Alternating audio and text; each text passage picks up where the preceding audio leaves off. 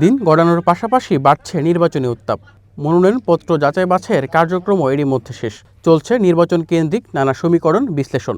জোটবদ্ধ হয়ে নির্বাচনে অংশগ্রহণের কথা জানিয়েছে শীর্ষ দলগুলো, যার মধ্যে আছে জামায়াত, জাতীয় নাগরিক পার্টি সহ 11 দলীয় জোট।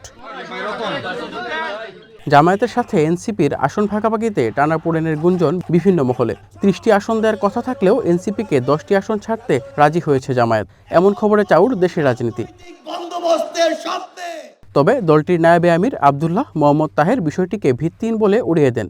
বলেন, আসন সমঝোতার সিদ্ধান্ত আসবে শিগগিরই। ক্লিয়ার পাওয়ার তো কোনো সুযোগ নেই, কারণ এখনো পুরো ক্লিয়ার হয়নি। সুতরাং এটা কাল্পনিক, এবং এটা সত্য নয়, এটা আমি বলতে পারি। দলটির আমিরের বাসভবনে দেশের নির্বাচনী পরিস্থিতি নিয়ে ইউরোপিয়ান ইউনিয়নের প্রতিনিধি দলের সাথে বৈঠক শেষে তিনি জানান, নির্বাচন সুষ্ঠু না হলে সংকট শেষ হবে না, বরং বাড়তে পারে। যে স্টেলমেটটা তৈরি হয়েছে বাংলাদেশের রাজনীতির অঙ্গনে, এটার জন্য আজকে অত্যন্ত প্রয়োজন হচ্ছে আগামী একটি সুষ্ঠু এবং অবাধ নির্বাচন।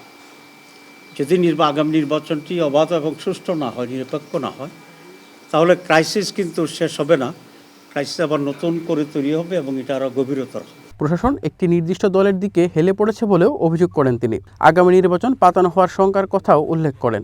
ল এনফোর্সিং অথরিটি যারা আছে, ইনক্লুডিং সেনাবাহিনী, যেভাবে একটি বিশেষ দলের প্রতি ঝুঁকে পড়েছে এবং প্রশাসন যেভাবে একটা দলের আনুগত্য দেখাচ্ছে, এতেই আশঙ্কা তৈরি হয়েছে যে আগামী নির্বাচনটি কি আবার পাতানো নির্বাচন হবে কিনা, অতীতের নির্বাচনগুলোর মতো।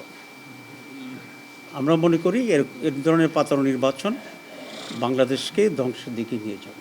নির্বাচনে ইইউ এর সর্বোচ্চ সংখ্যক বিদেশি পর্যবেক্ষক পাঠানোর পাশাপাশি সহযোগিতার আশ্বাসের কথা জানিয়ে তিনি বলেন, নির্বাচনে জয়ী হলে জামায়াত এককভাবে সরকার গঠন করবে না।